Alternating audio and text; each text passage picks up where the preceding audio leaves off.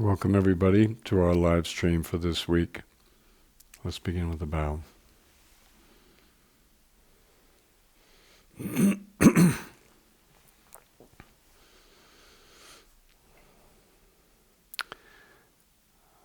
So I wanted to begin this week by talking a little bit about what we're doing all together in this lineage, this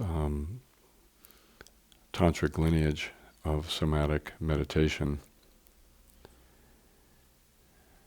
We normally approach our entire life within the precincts of the ego, the self-conscious thinking mind. And as we've been discussing, pretty much everything that we perceive is filtered perception. It's not direct perception. It's filtered through the labeling, the judgments, the evaluation, the storylines of ego. And in a similar way, pretty much everything that we feel that we experience is also filtered. It's not naked experience. It's not direct experience. The end result is that we live within a world that appears to be the real world, but it isn't. It's a facsimile world that has been run through and limited and filtered by our conscious thinking mind. So from the viewpoint of our ego, the supreme values are, for example, maintaining some kind of permanence in our life, maintaining stability and continuity, gaining a sense of the solidity of ourself, maximizing our pleasure in the promise that if we work hard enough, we can eliminate pain, and hence the amazing amount of wishful thinking that we all engage in. And most of all, that we can get rid of everything that's unpleasant in our life. So this is a whole point of view. It's the point of view of the limited partial consciousness that we all have. And what we're trying to do in this lineage is we're trying to tap into a different experience of being human. We're trying to tap into an experience of our own person, our own body, our own energy, our own emotions, our own life that disconfirms the view of ego, that calls into question the view of ego.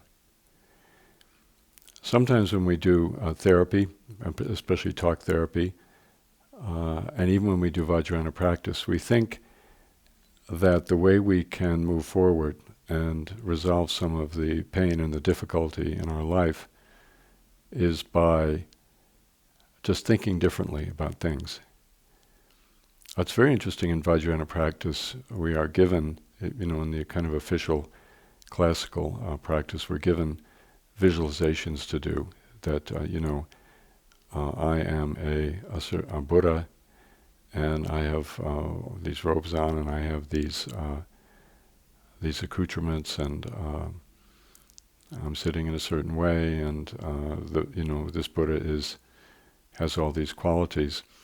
And I think the way the Vajrayana is often taught in the West, we have the impression if we just think of ourselves as being different, then somehow something's going to happen.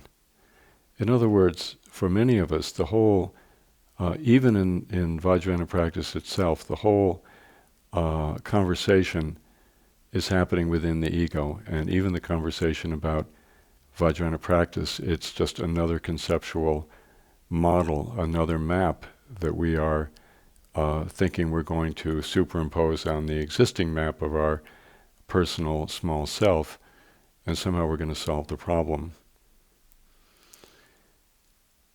And likewise, in spirituality in general, we often have the impression that if we think something different or believe something different, that somehow it's going to solve the problem.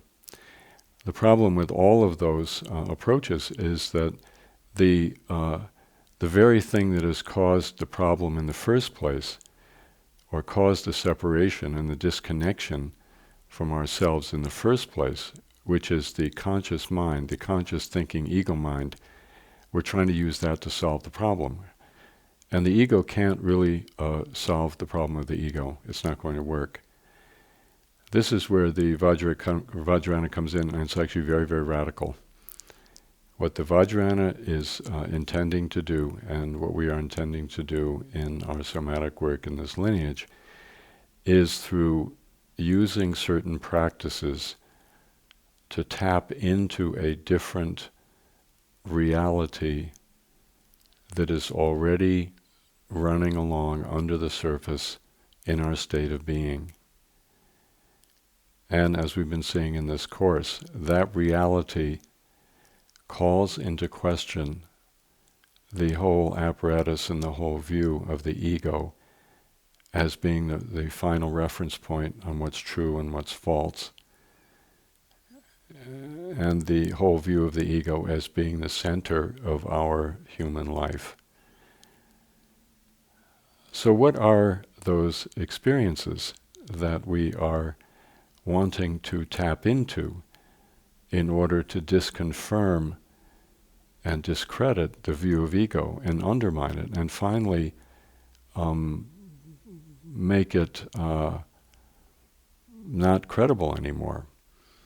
As we've seen in this course so far, in fact, through all these live streams we've been doing over the last year, the reality that we're tapping into is our somatic reality. It's the literal, corporeal, visceral truth of our own human existence that exists underneath and behind the thinking mind, and is running along like a river under a frozen sheet of ice. In the winter, the rivers freeze over, often here in Colorado. And the ice, and particularly down in Crestone, the ice can be thick enough that you can walk right across. But underneath, you can hear the living river, the fluid water flowing. In this analogy, the ice is the solidification of the ego, and the pinned down, determined world that we have created out of our judgments and our labeling and our logic. And then the truth of our human experience is the water that's running underneath. So what we do, as you know, as you've seen, is we find ways to move our allegiance from the sheet of ice on the surface and to protecting that sheet of ice at all costs.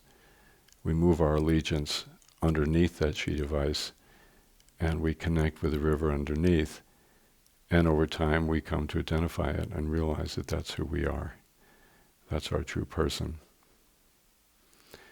So for those of you who are Tibetan Buddhist practitioners who have been practicing Tibetan Buddhism, or there are other forms of Vajrayana in Korea and Japan and in ancient China. Those of you who've been doing those practices, I want to suggest that rather than these visualizations being a method primarily to help us think of ourselves in a different way, their actual intention in the practicing lineage is to create a pathway to experience ourselves in a different way, to experience something that is, rather than filtered through our concepts, is naked and direct and open and raw and indeterminate, and most of all somatically very, very real. As we've seen in this course, when we tap into that underlying reality of the awakened state of the body, which we've talked about a lot, over the last months. When we tap into that, then we realize that the fundamental nature of our being is not the solidity and the limitations and the boundaries and the smallness of our personal self. That our fundamental reality is open and empty and vast awareness. That experience of empty, open, vast awareness as our foundation disconfirms the view that we are a solid, small, self-contained ego. In a similar way, that experience contains a feeling of freedom that disconfirms the view of ego, or the feeling of ego of being trapped and imprisoned in its own web. In that, in that fundamental somatic reality of our own being, we feel a kind of completion. We feel that everything's present. We feel that there are no outstanding sort of fundamental insufficiencies in our being. And all of this disconfirms the experience of ego as being inadequate, being somewhat starved, undernourished, as always needing something else. In the past months, we've also seen through the 12-fold lower belly breathing that the fundamental open emptiness of our being there's an energy to that space, an energy that we can feel in our bodies and running through our energy pathways in our limbs and our torso and so on. And we, that experience of a direct experience of the life force in its pristine form, it's completely a matter of direct experience, disconfirms ego's feeling of being inadequate and impotent and being powerless. So, we could go on like this forever, talking about the limited and ever so painful experience of trying to identify with our ego, our conscious mind, our conscious, small, limited self. All the pain involved in that and all the aspects of that pain, and then we can turn around and look at this experience of our basic soma, and we can see for ourselves, feel for ourselves, experience for ourselves that it's not that way. That's not the basic truth, and it's not the basic reality. And from that point of view, the ego is not a big problem, because we see the ego doesn't have it. The ego has its own functions. The ego is an important place for us to rehearse the story of our life and to manage our lives and hold our situations. But the ego, and particularly the painful neurotic parts of the ego, they're not really grounded in reality. And the ego's version of who we are, we see for ourselves and we experience for ourselves in the most direct way possible. That's not it. That's not us. There's something much bigger, vaster, more fulfilling, something that in fact is it's powerful, is confident, it's tapped into the energy of the universe. I mean, what more kind of a beatitude could one ever hope for than to realize that's actually the fundamental truth, the final truth of who we are. And not only is it the fundamental and final truth, but it's something that we ourselves through the practices can taste and touch. And again, as we've seen in this course, when we do that, then we no longer believe in the ego. It doesn't mean we don't have neurotic upheavals and meltdowns, that we don't get triggered, that we don't have a journey, that we don't have a human life. But what it does mean is that on some fundamental level, we're able to work with all of it, because we know in our own direct experience that the pain and the frustration and the feeling of imprisonment is not the final word, that underneath is something else happening. So it's a very, very interesting journey, and one that really doesn't it really doesn't have any end, and it doesn't have any inherent limitations or boundaries. And it makes us very, very content to be a human being, and very content to have everything that goes on in our life, all of the ups and downs. We've talked about how in the course of this somatic journey, we're actually able to begin to experience the way in which our soma, which is the ground of the journey in the way that I've been speaking, is also the path. And there's an unfolding process that occurs in our life as we deepen and broaden our relationship with our soma, and as we discover more subtleties and more nuances and more open doors in the course of our practice. So tonight, what I'm hoping to do, what I'd like to do now, is lead you in a guided meditation. We have been working with the heart, and we're going to continue to do so throughout the spring in a variety of ways, and then we can talk about and assess. I'm going to take off my vest because it's actually hot in this room. Oops.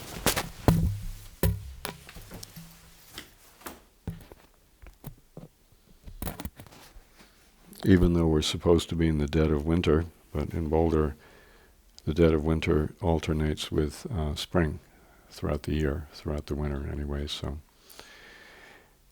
okay, so I'd like to really pick this up from a little bit further back. I haven't seen you in 2 weeks, and Caroline, many thanks to Caroline for doing the live stream last week, and I got a lot of great feedback.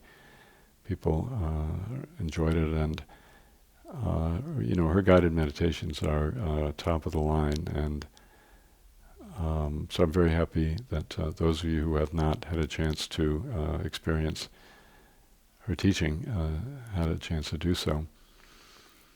But I'm going to go back a little bit and pick up with the just breathing into the heart part. So let's begin with that, and we will move forward in terms of the process of working with the heart. And just to say, for you, in the coming week between now and our next live stream, I'm hoping you will just do the practices, each week that we're doing in the live stream. So what I give you tonight, I hope you'll be able to, practice that and explore it as much as possible.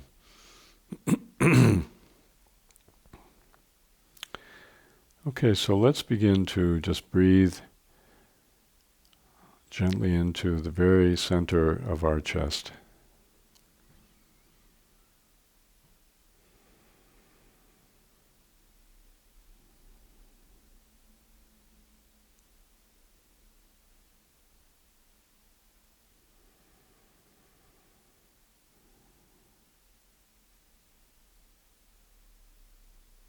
Bring the breath in very slowly and gently.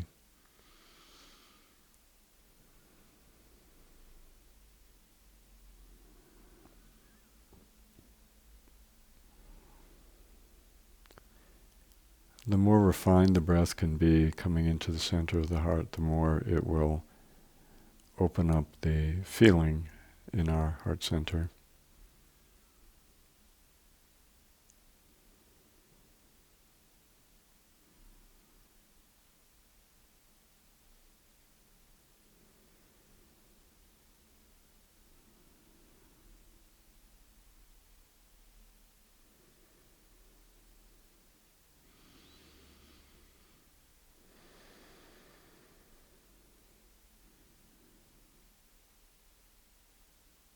And then breathing in, try to simply to feel what's going on in your heart. And the heart means the heart center and the space around.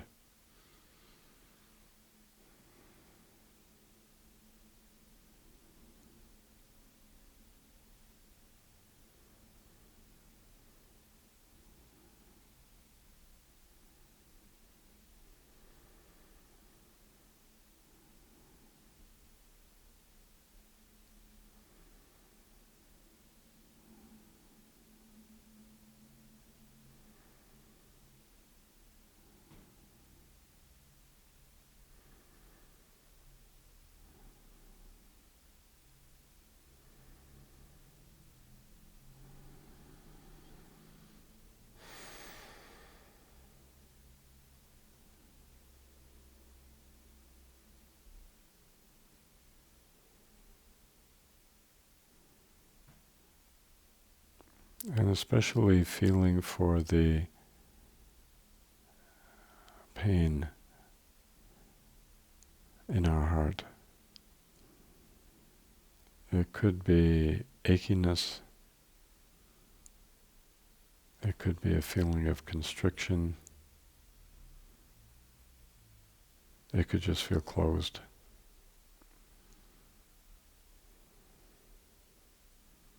It could feel shaky and vulnerable.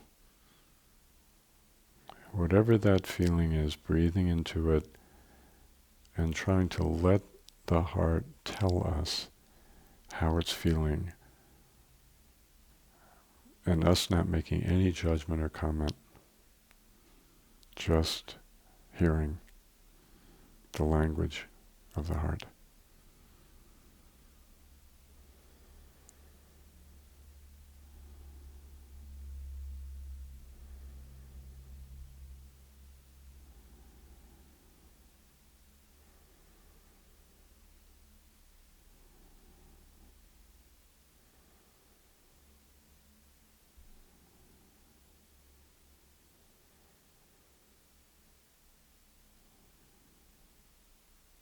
And then breathing into those areas, breathing into, if your heart feels numb, where does it feel the most numb?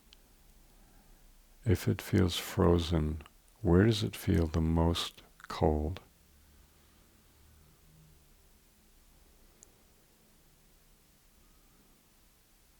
If you feel restriction, where is that restriction? Is it pushing from the sides or from underneath, or the top or the back and front? And breathing in, just simply breathing in awareness into any feeling of discomfort, achiness, or pain.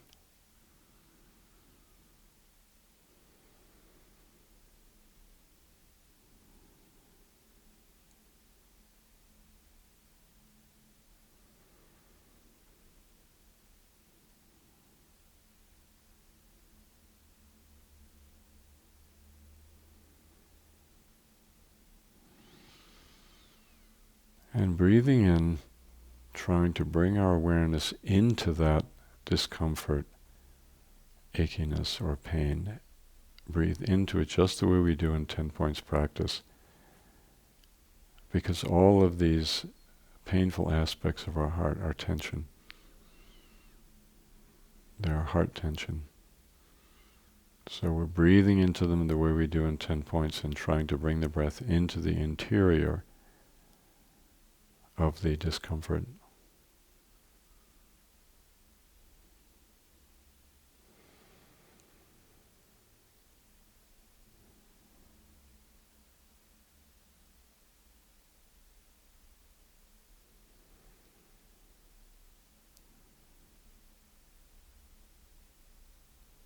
Try to breathe in and identify with the discomfort so much that it doesn't feel like discomfort anymore. It just feels like pressure or energy.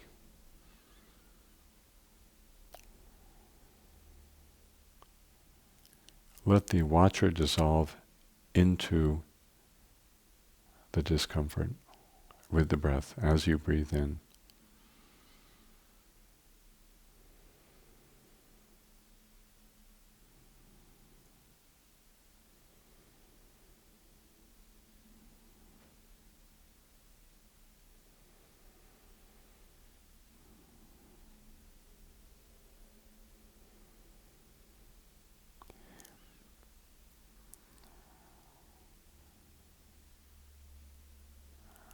And as you breathe in, beginning to soften the hardness of the discomfort.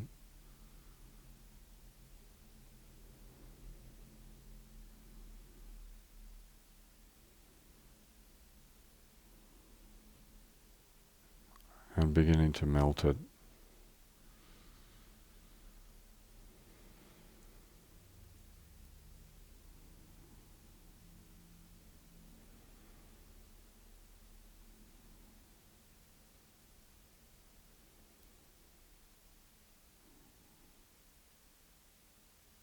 And breathing back into the heart, not just on the front, and the sides, but breathing back underneath and behind the discomfort you feel, and looking all the way to the back of the heart with the breath.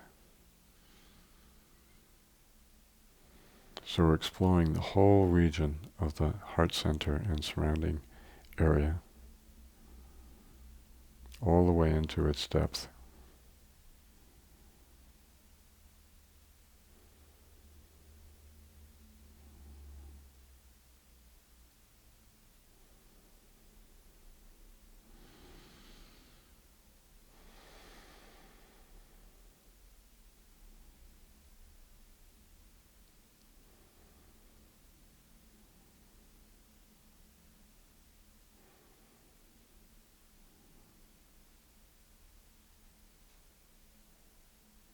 And then a feeling of unwinding the pangs, the achiness, the soreness of the heart, the feeling of being shackled or chained or restricted or imprisoned. Beginning to open up and let go of those particular points of discomfort. So the whole mass of the heart center is softening, very, very slowly untangling, releasing, and falling away as we continue breathing into them.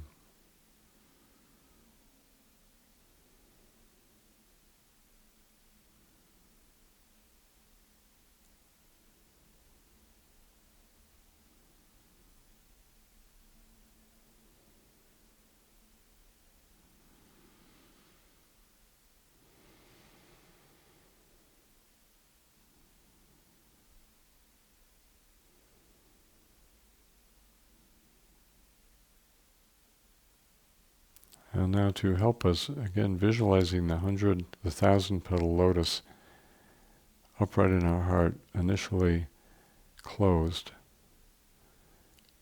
and with each breath, another little obstacle, another little piece of armor opens and falls away, opens and falls away, opens and falls away with each breath. So you can visualize your lotus as being extraordinarily delicate and beautiful, beautiful white color, beautiful white tinge with pink, utterly pure. And that's our heart, and opening bit by bit. On each breath, opening a little more and releasing any of the armoring, any of the pain, any of the discomfort. As the lotus gradually opens, opens, opens.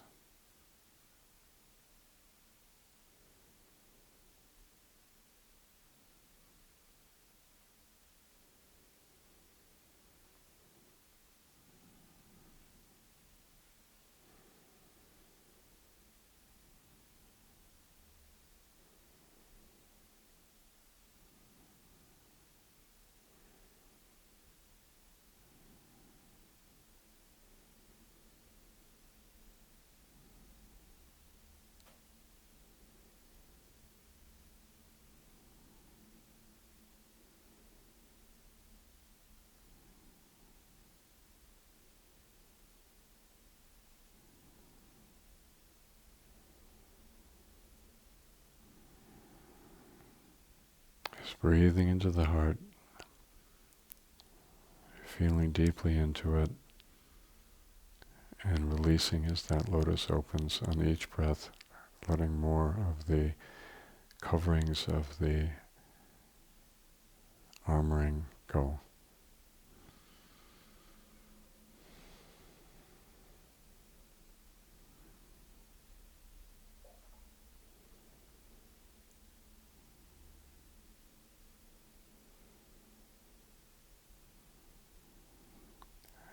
And then just going another step as we do this, visualizing that at the very center of the lotus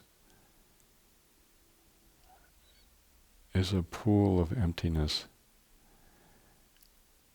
When we open the heart fully, we discover right at the center a pool, a center of emptiness. At its very center, it's empty and open and free. And the more we open the lotus, the more we begin to lay bare that emptiness at the very center of the heart.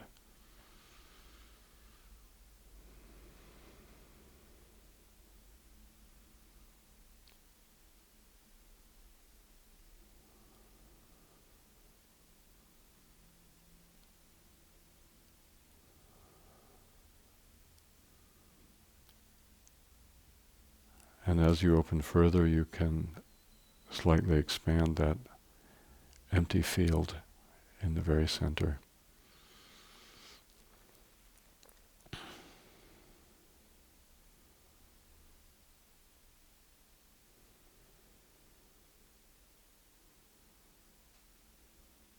We're feeling and moving all of the pain and the discomfort and the pangs and the soreness and the achiness to the side.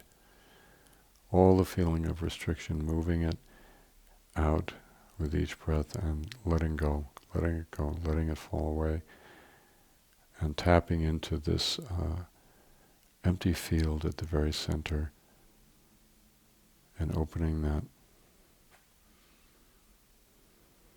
further and further.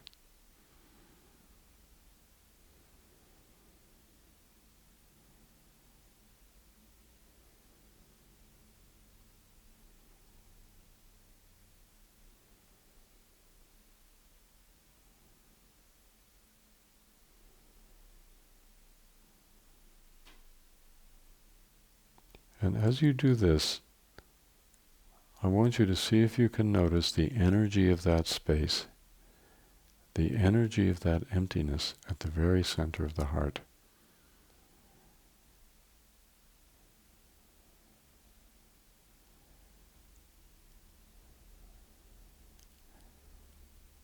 What is the energy of the heart's emptiness?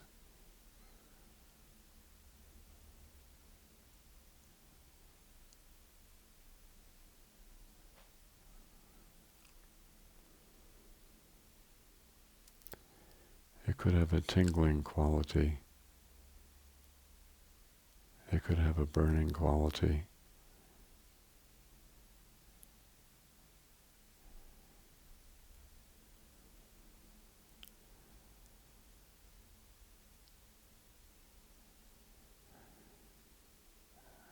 It could have a very, very subtle, blissful quality.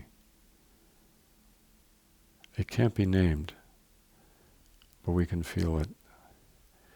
And within that energy, we sense a very great deal.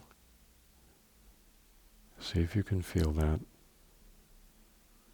We can't say anything about it, but we can feel it in this empty field at the center of the heart.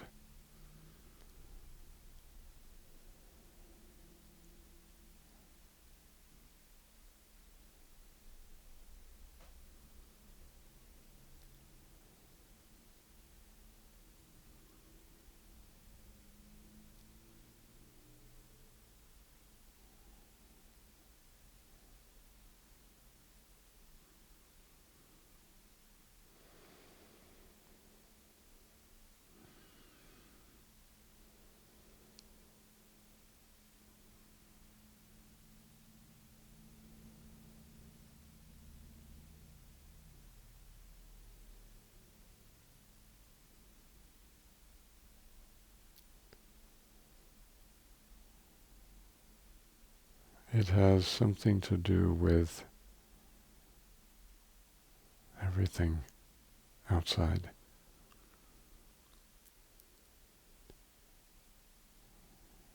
This burning space, this tingling, scintillating,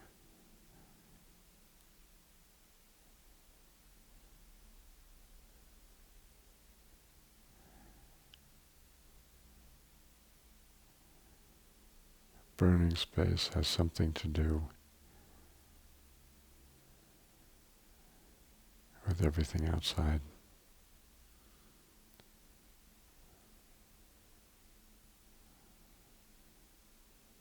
See if you can feel that.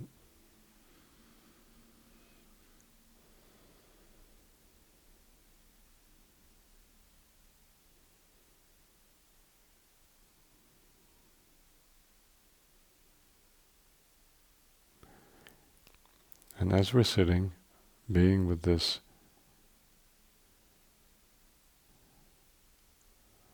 primordial heart space, let that space work on your heart. Let it slowly work its way out and engage all of the constrictions and the discomforts of our heart in a visceral way, completely somatic. Let the energy extend out in all directions to our heart and the periphery of our heart.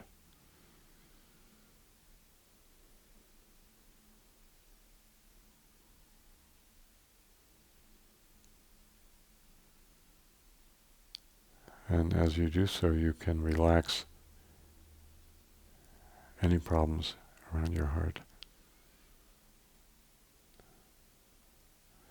and let them be consumed by the fire,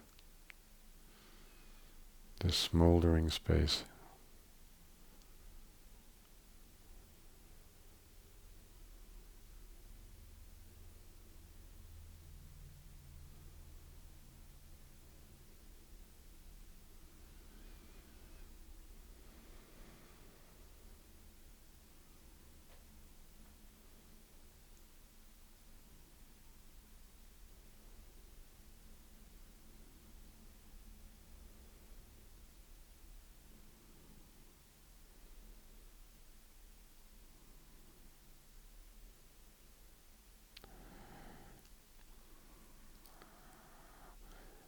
So this is the practice I'd like you to explore during the next week, beginning by breathing into the heart,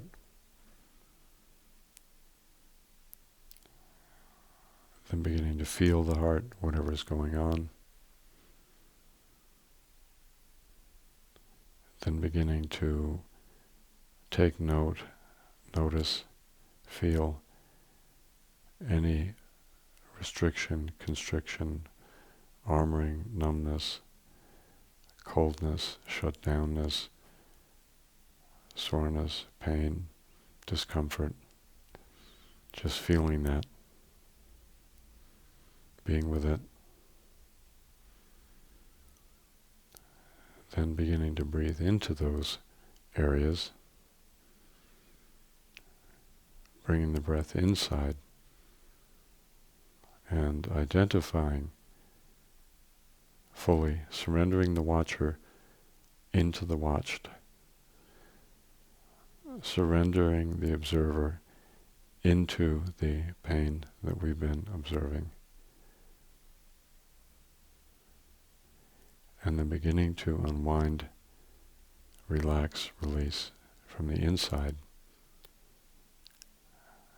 letting those areas fall away,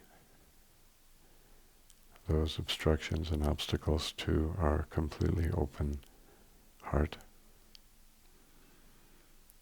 And then using the 1,000-petal lotus as a visualization to help us with this process.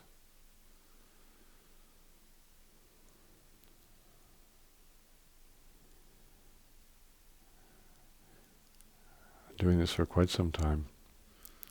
And then when you feel ready, beginning to open the lotus to the point where you begin to experience the space at the center. And then, as we did today, opening that space, exploring that space, reaching back deep into the heart, and then beginning to sense the energy of awareness in the center of the heart. The way the life force, which is an aspect of the basic emptiness, the way that life force feels in our heart, the tingling, scintillating, glittering sometimes, burning, smoldering space. And then extending that out to work on our heart and all of our problems with our heart. Physical, energetic, emotional, and so on.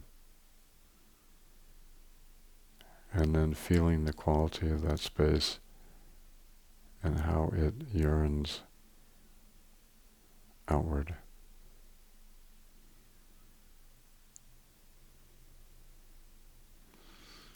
So maybe we could list those steps for people, Jonathan, on the website someplace. If you have some ideas how we could do that before the end of the live stream, let me know. How people might be able to find it. We'll put it on the live stream page.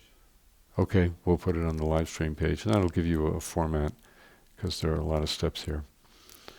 Very good. Well, I'm very, very happy we were able to do this together, and next week we'll go further.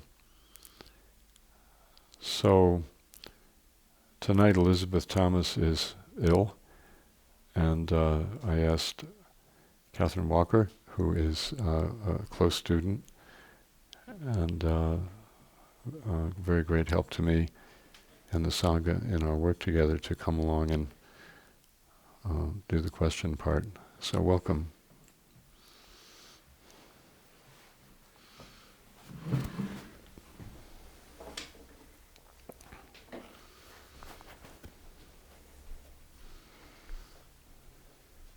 You didn't mind coming over on short notice?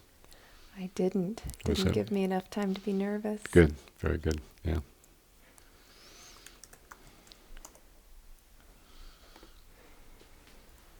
So we have some good questions for you. Okay, let's jump in. Great. So the first question is from Teresa in British Columbia. Mm-hmm. Last week you talked about anger coming up. For me at this time, it is deep grief and at times self-hatred that is initiated by self-judgment. The grief is very familiar, and my tendency is to let it flow. The self-hatred is more difficult for me to look at. Can you please talk about these feelings and how to process them?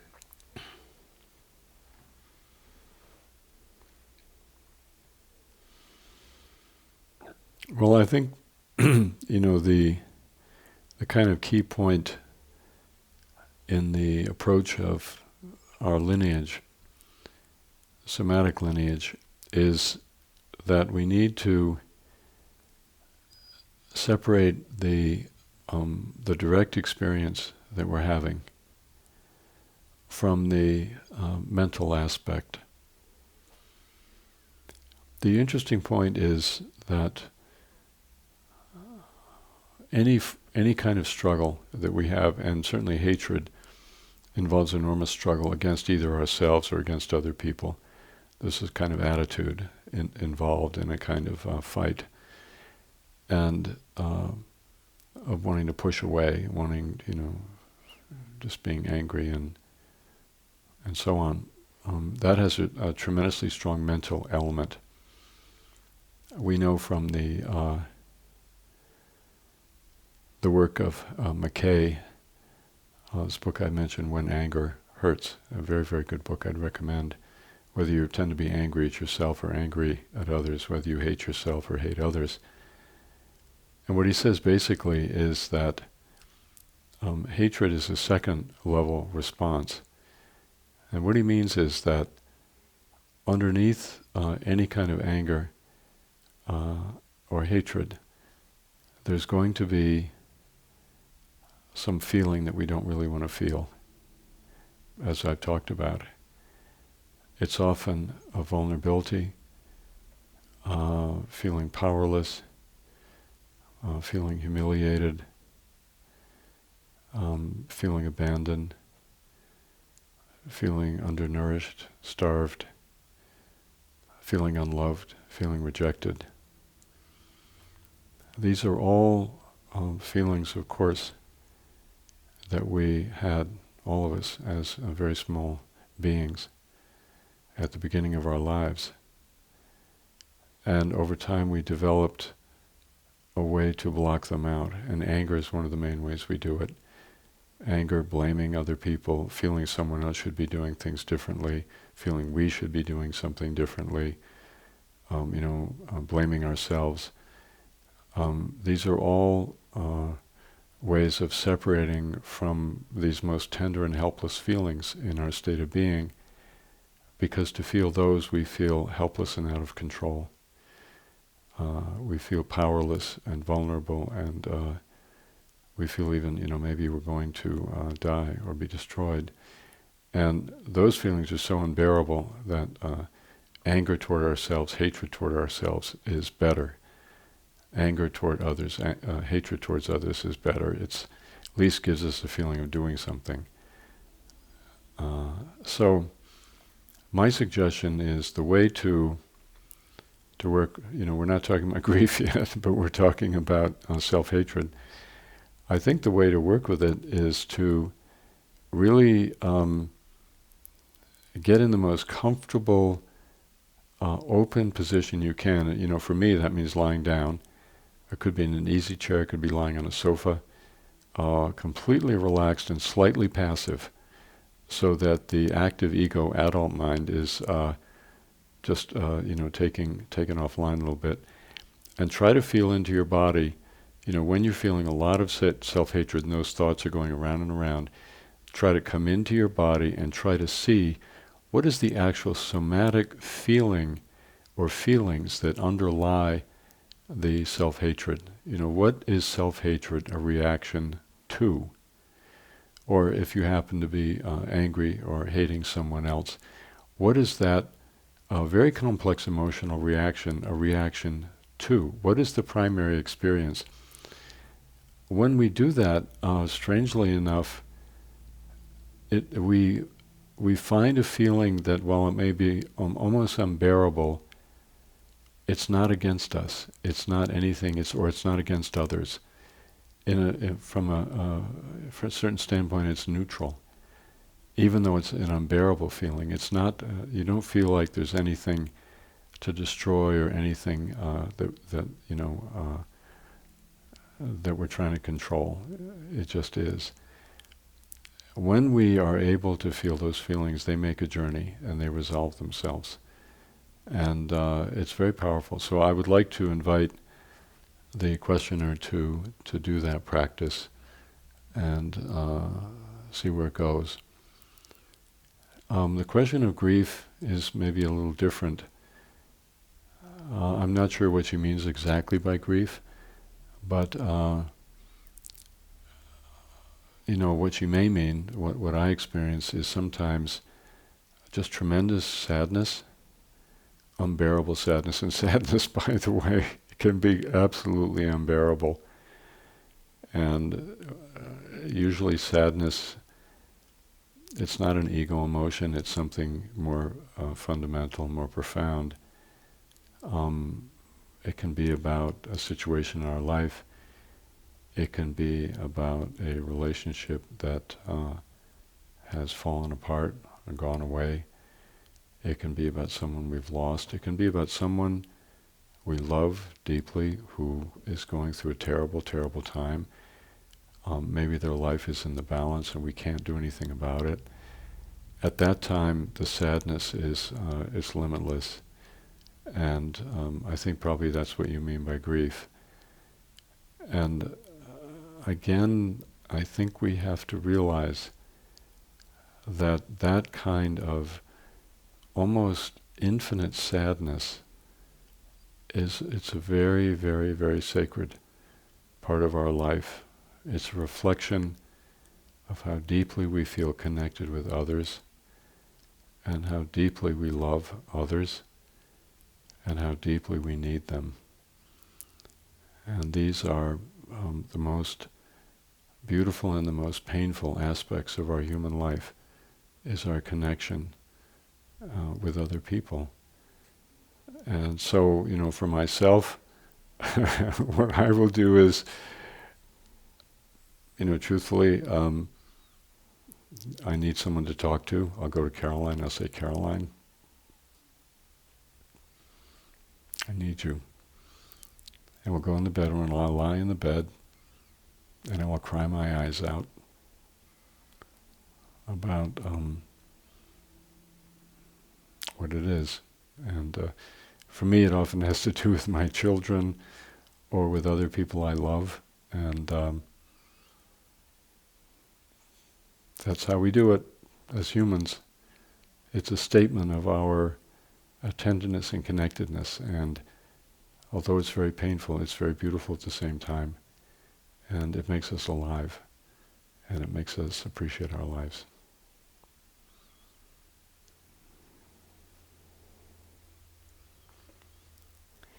The next question is from Roberta in Florida. I have listened to last week's live stream several times, and one of the points that struck was the statement that not everyone is ready for these practices, although they might be ready for teachings and view.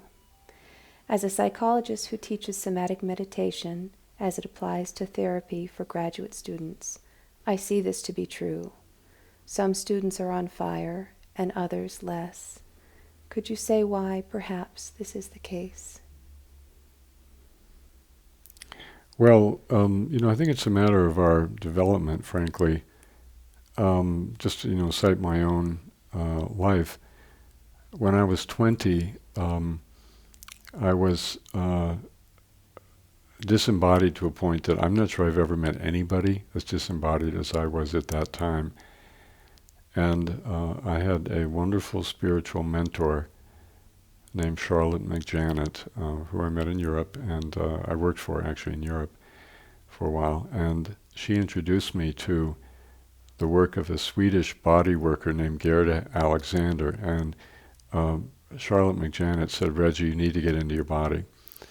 And I did the work with a woman, but I was clueless. And it didn't really take. And it took decades before I was able to come back around to it and appreciate it and really make use of it.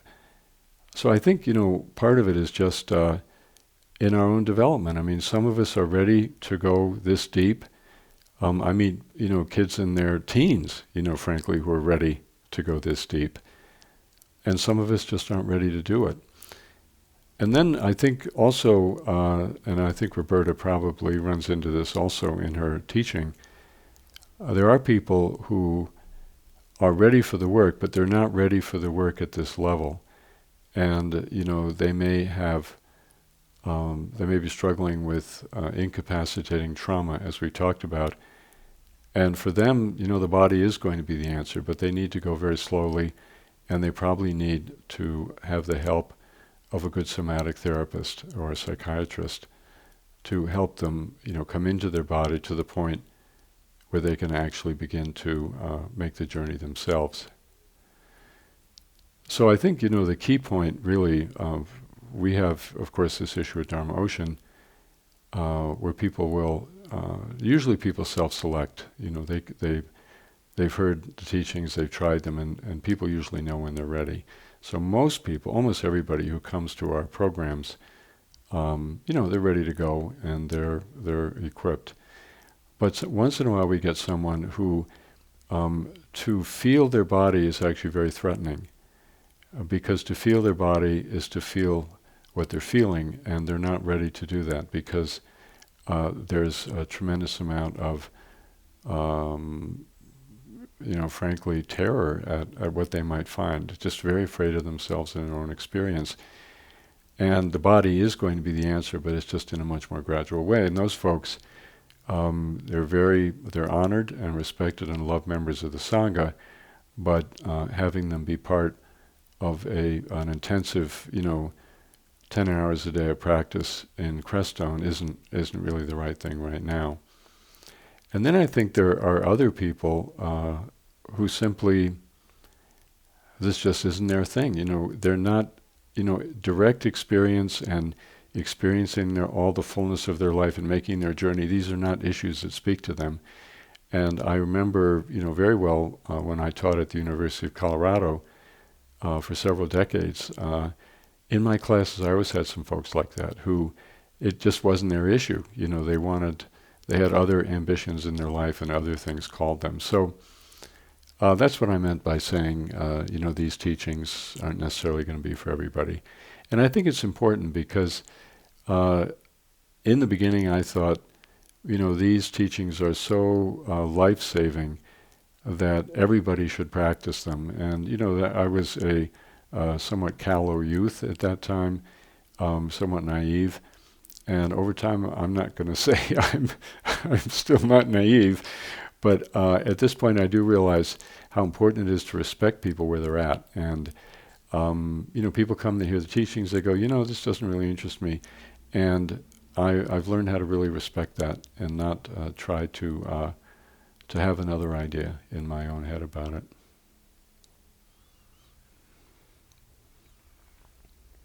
Our next question is from Vilja in Sweden. Mm. I am 22 years old and have only been meditating for a year.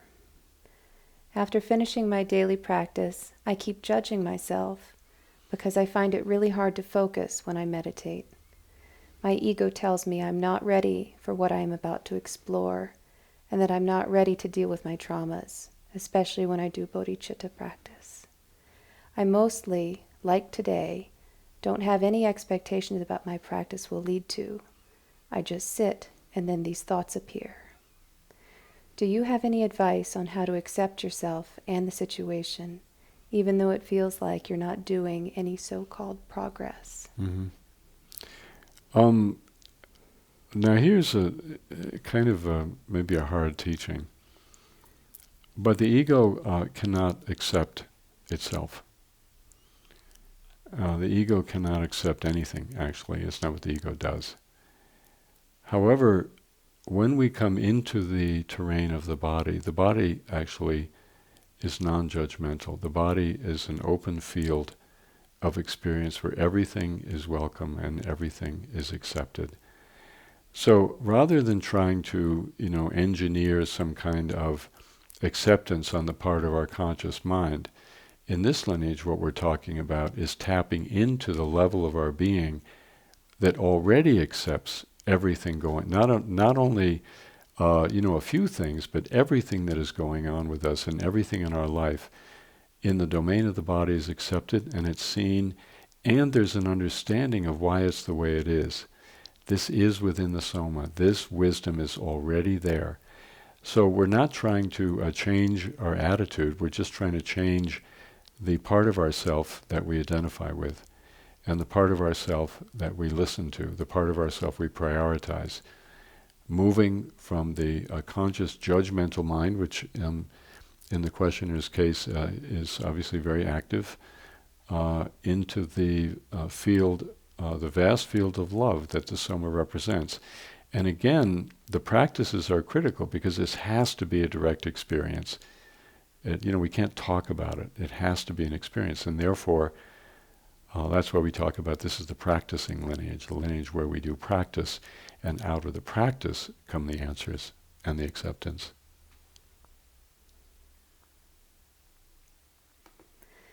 Our next question is from Rachel in Australia.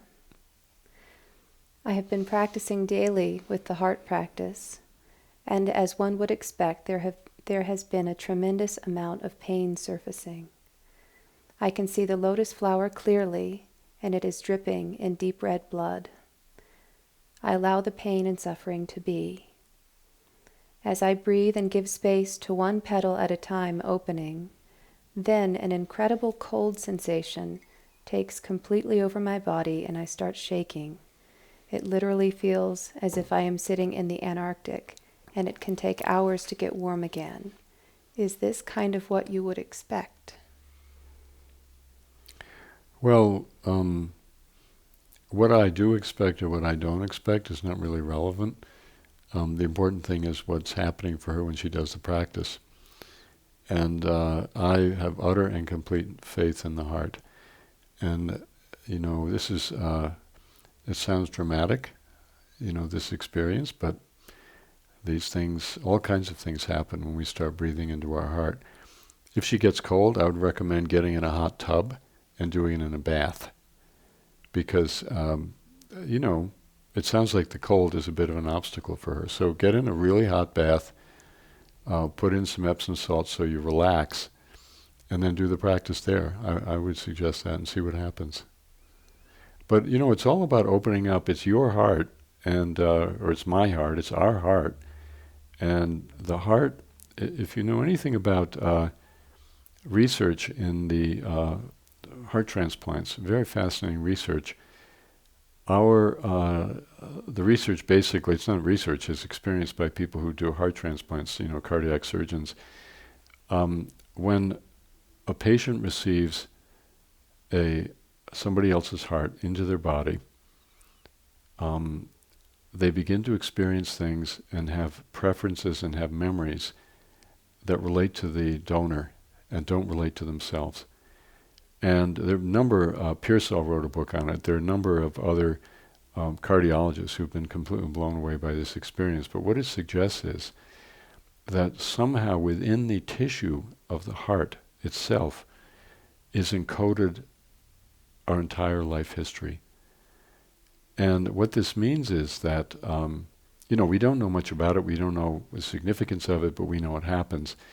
And I think what it means is that when we are breathing into our heart, we are opening up a window or a passageway into the our full human life, and all of the pain we've experienced, as well as all of the joys and pleasures, are going to make themselves known. And it's not like there's any problem. In fact, it's a very good thing, but it can be surprising for us. It can be visually very graphic, as in this case, or there can be just tremendous number of feelings that come up, or it can be memories or images or whatever it may be. And that's the journey. That's the journey we're making here into a much more complete experience of ourselves and our life. This next question is from Janet in Michigan. Mm-hmm. Last week you touched briefly on the throat chakra. I often feel strangled in my throat. Sometimes when I try to speak, my voice comes out very strained and weak, and sometimes not at all. Fear of rejection seems to me to be at the base of this, because when I am comfortable with the person I am speaking with, I don't have this problem. Are there any specific meditations you can recommend for this? Well, that's great that, she's got it. She understands the whole thing. And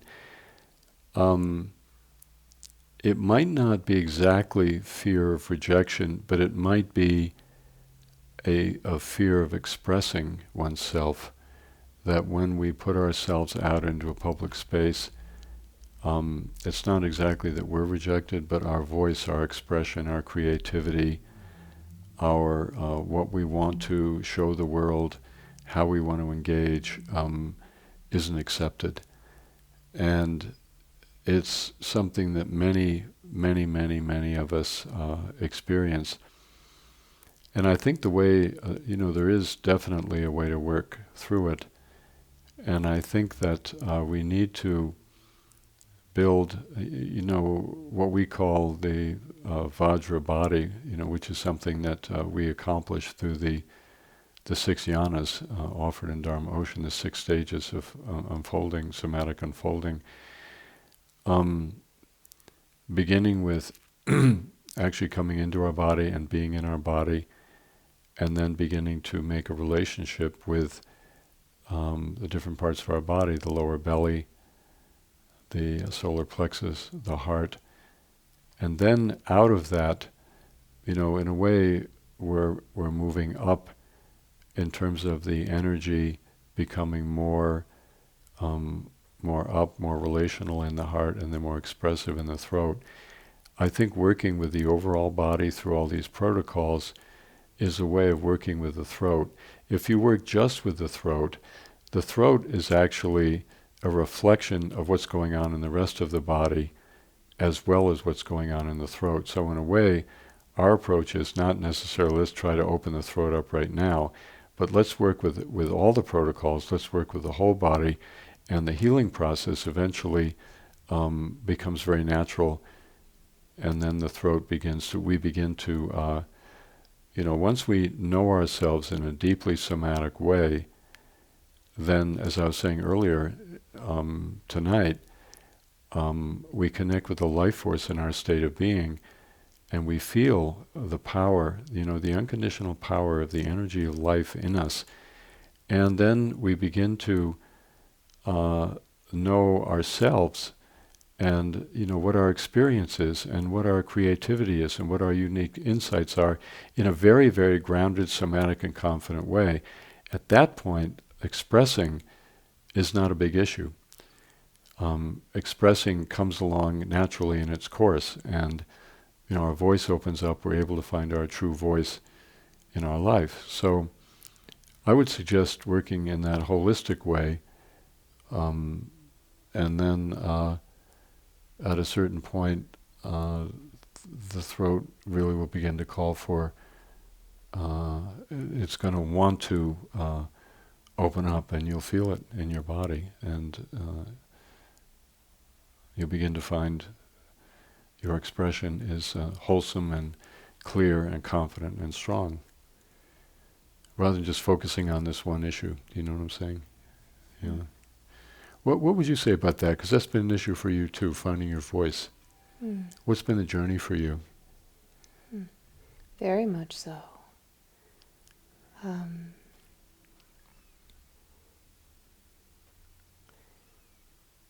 I feel that the way you said it is an accurate way of describing, because when I felt so lost and so voiceless, there was actually no sense of my body. I was just totally locked up in my head. Yeah. And coming down into those feelings of whatever was going on in the body was such a huge piece of actually being able to find my seat and speak from there. Yeah. Yeah, one thing I love about your expression, Catherine was at this last Daton and played the role of Daesung, which is the person in charge of the health and well-being of the community. And you had a lot of work to do. You were busy dealing with folks.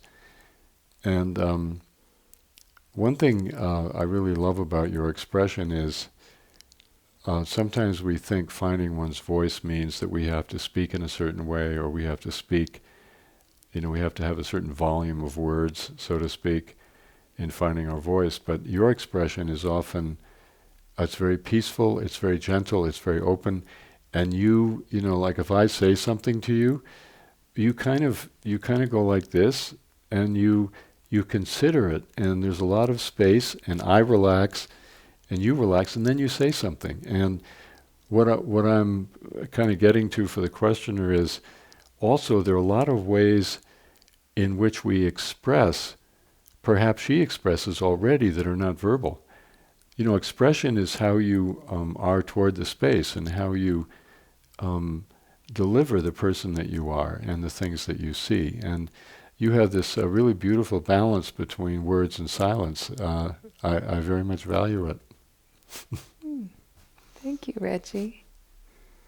I wanted to say that, and I hadn't had a chance before, so there it is. Oh boy, thank you. Yeah. Wonderful. Well, shall we? Sure, yeah. We have another question. This is from Zoe. On the 5th sitting with the Lotus homework, I sat with a light, relaxed, and spacious heart, basking in the bliss with a lotus that opened up its petals just to celebrate life. After 15 to 20 minutes, I felt areas of tension in the upper chest, under the collarbones, which I consider as the extension of my heart and chest. Opening the petals upward, the tension then moved to my throat, which turned into tears in the eyes. Is this movement a natural part of this meditation?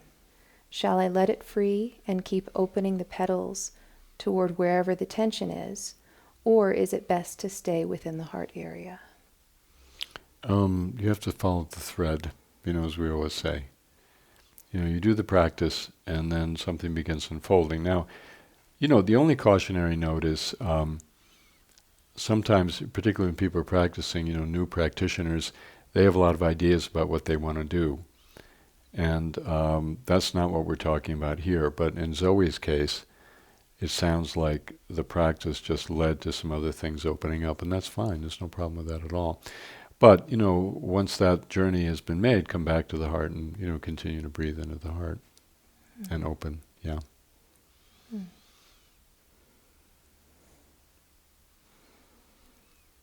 So our next question is from Leanne. Mm-hmm. I am having a challenge with the 12-fold belly breathing practice. Often when I do practices involving controlling the breath at all, it creates tension in my upper chest. I know this is a very old pattern going back to pre-verbal traumas. Once this tension starts, I have to stop all effort. But even so, I usually end up struggling to get a full breath, and it takes some time to come to a relaxed state again. I find the 10 points practice in earth descent more supportive. Is the 12-fold belly breathing meant to accomplish something different? What is the best way to proceed? Well, every person is going to react to every practice in their own unique way. And if 12-fold lower belly breathing isn't providing an open access for you at this point, I wouldn't do it. If earth practice and, earth descent and earth breathing and the 10 points practice, is, providing open portals, then I would explore them. It may be later on, she'll come back to 12-fold lower belly breathing and she'll see what's going on. I mean, overall with the practices, we have to figure out how to do them in a way that's relaxed. And it sounds like with 12-fold lower belly breathing, that's not happening for her. She's tensing up about it. So, if that's the case, I wouldn't do it. There's no need to. We have, if you look at your breathing body, we have 20 protocols, that people can work with. And there may be, half of them may be really useful and the other half at this time may not be. So I think it's up to each individual person, explore them all, but then use the ones that really open you up, because basically we're talking about getting you into your soma in a relaxed, awake, and exploratory state. And, whatever does the job, that's the one that you should use.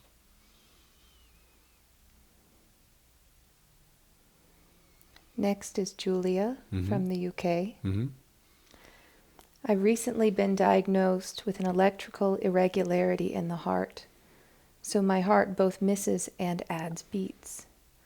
Thankfully, this is not severe enough to need treatment, but I'm using my practice to work with it. I'm sensitive by nature, and it feels like I've largely taken life on the heart rather than on the chin. Rather, as if my heart has been unprotected and the blows of life have hit directly in my heart. I've started asking what the missed beats want to say to me. Is there something else you would suggest in working with this? This is very, very, very, very common for all people, and I've had it myself my whole life, and I think sometimes it gets to the point where it's starting to bother you, and then you go see a cardiologist, and they will, they'll tell you, yeah, you have some irregularities. So first of all, I want to normalize this experience, and I suppose there are cases when it really is life-threatening, but I haven't run across any. I've had dozens and dozens of students who have experienced it, and hasn't in nobody's case has it been associated with any kind of heart disease. But get it checked out if it's bothering you. But my experience is that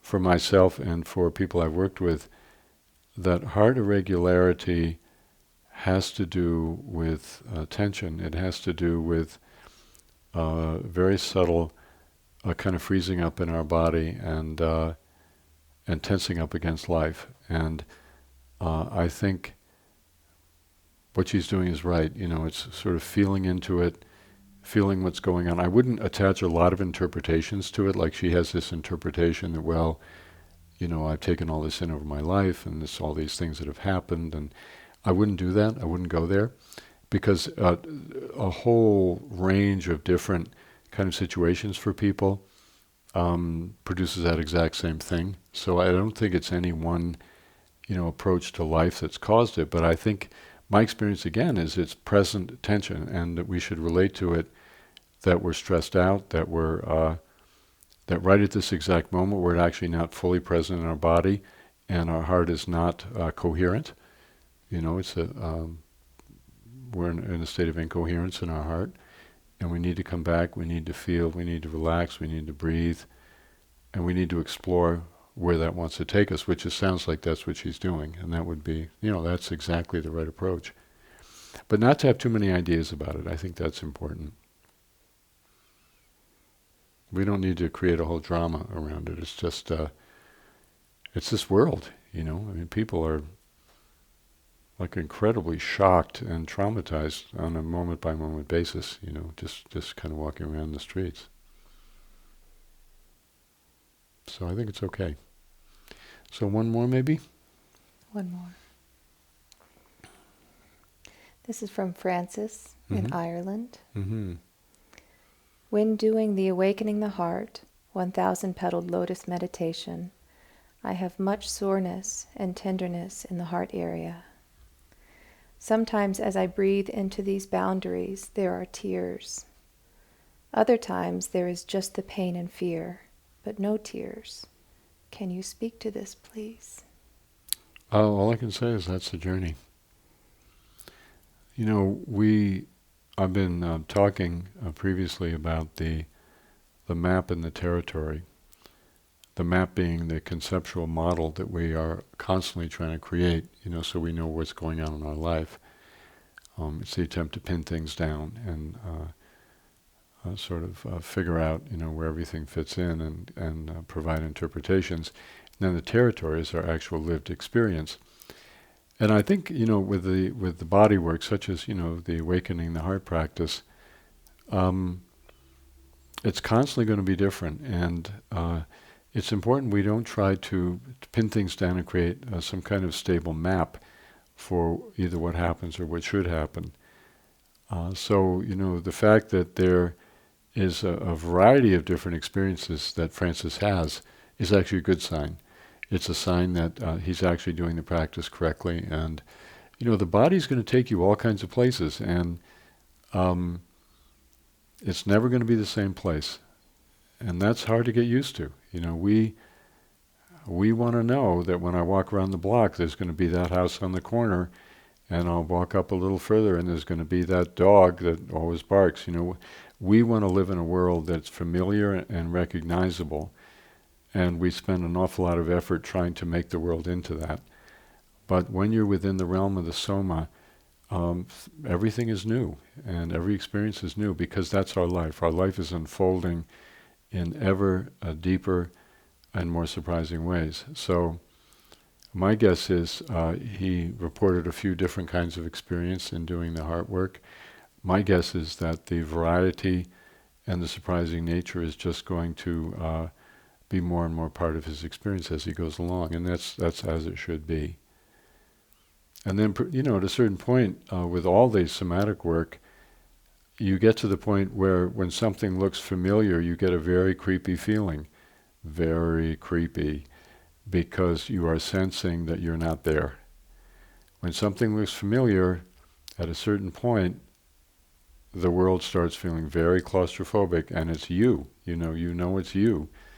You shut down, and you think you're seeing the same thing you saw yesterday, and it's a red light goes on. that we're not fully present, we're not awake, and we're not allowing our body its own freedom to experience things in ways that are spontaneous and unprecedented and fresh. So I think Francis is doing good. He just needs to relax and carry on. Very good. Well, thank you, Catherine. It's been lovely having you here tonight. Thank you. I always love it when we work together. Me too. And thanks to everybody for joining us, and and I'll see you next week. Those of you in Boulder, just a brief reminder, tomorrow night and Saturday, Caroline and I are teaching a program at Naropa, and I love Caroline's guided meditation, so I'm really looking forward to it.